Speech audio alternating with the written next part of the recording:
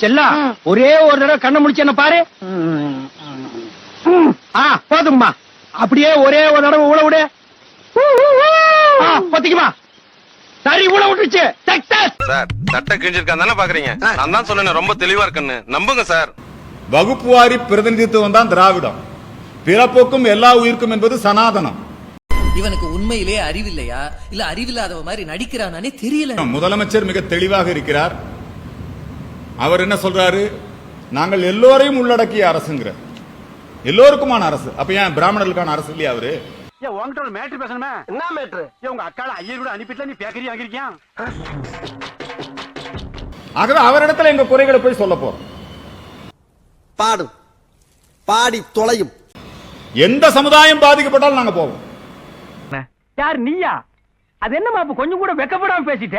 இந்த மதுரையில ஐயா கருணாநிதி சிலை வச்சிருக்காங்க.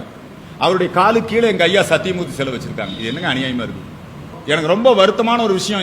சூசைட் பண்ணி செத்துற வேண்டியதானே சார்? ஜோசப் விஜயுடைய தாக்கம் சில கிறிஸ்தவர்கள் ஓட்டு வேணா நாம் தமிழர்கிட்ட இருந்து அங்க போலாம், சிறுத்தைகள் கிட்ட இருந்து கொஞ்சம் ஓட்டு வேணா அங்க போலாம்.